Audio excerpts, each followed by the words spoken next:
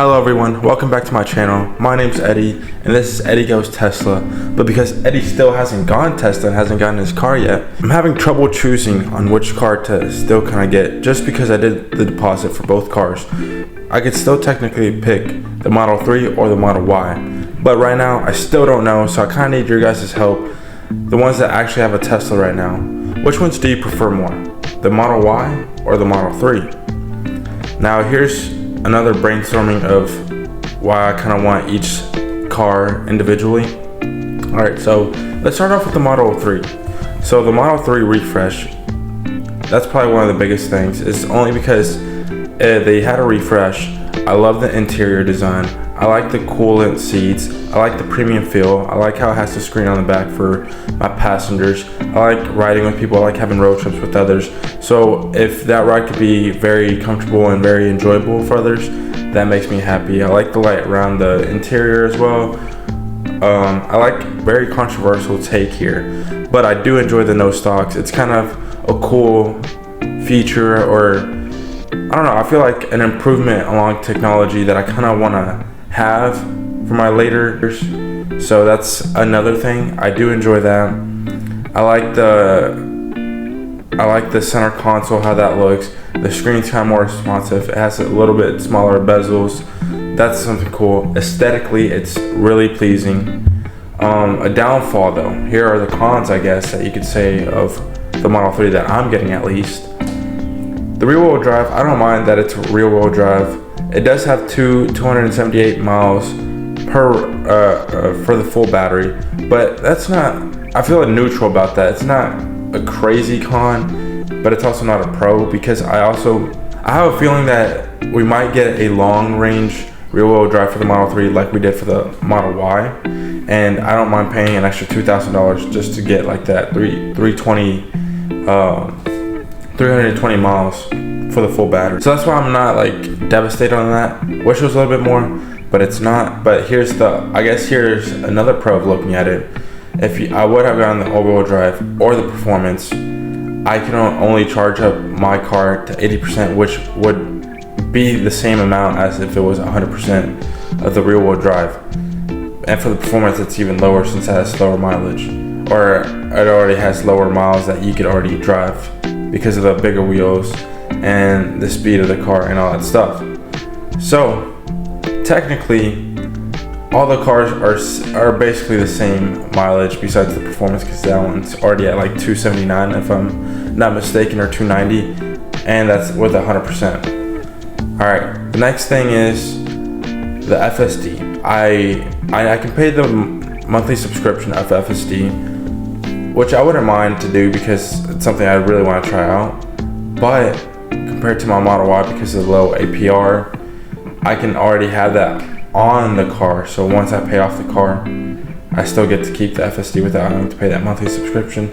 And yes, I did the math. You would be basically paying $1,200 every year if you did it for the full 12 months with the subscription. And right now it's at $8,000, and FSD is currently at $8,000. So if we do the math, so approximately like 6.5 to 7 years, I would basically pay off the FSD. So I wouldn't pay $8,000 until owning the car for about 7 to 8 years. I don't know if that's, I guess thinking about it now, that like if I didn't need it, or if I stopped using it, then that $8,000 didn't get a waste.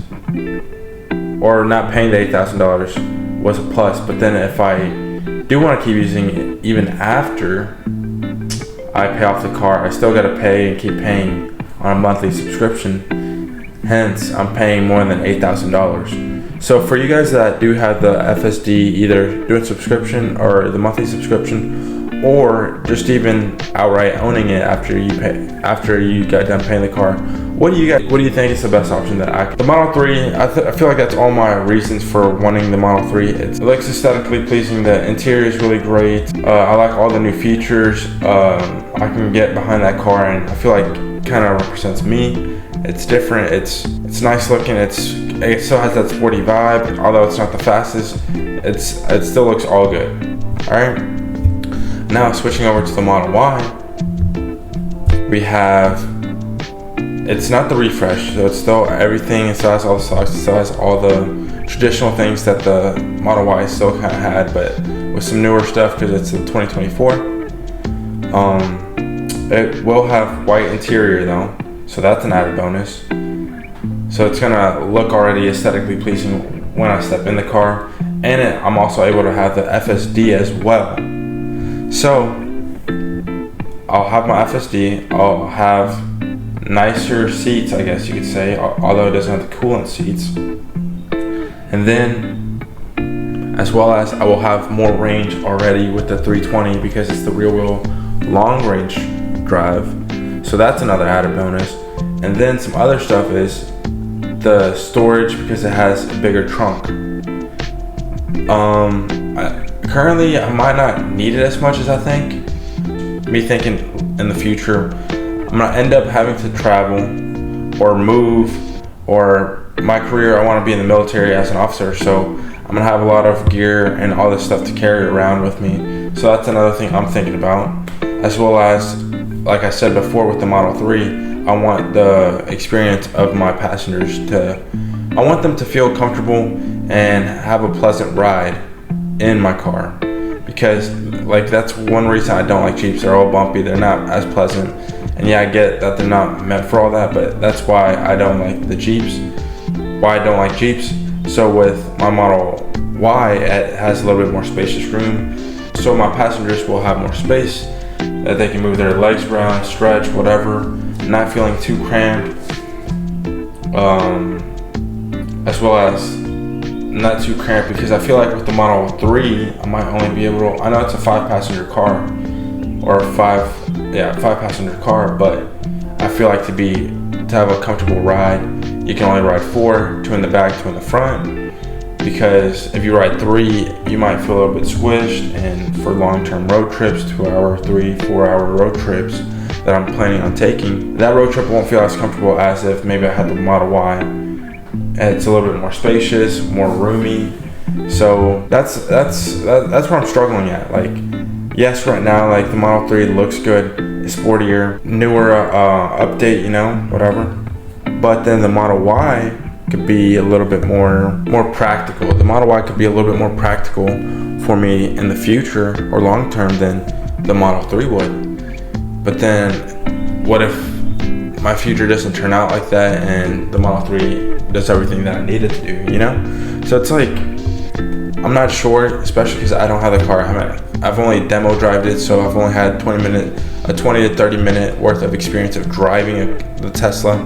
So this is why I'm kind of reaching out and making this video, so that my viewers or people that are just, you know, watching this video that own a Tesla and have had it for a couple months, couple weeks, couple years, could kind of help me in the comment section below if you guys wouldn't mind, you know, let me know why you picked the Model Y or why you picked the Model 3 refreshed, specifically because I'm not getting the Legacy Model 3. So if you guys could kind of help me out with this decision, because the Model Y on the Tesla app finally came in and I'm finally filling out everything. So both delivery dates will be in June.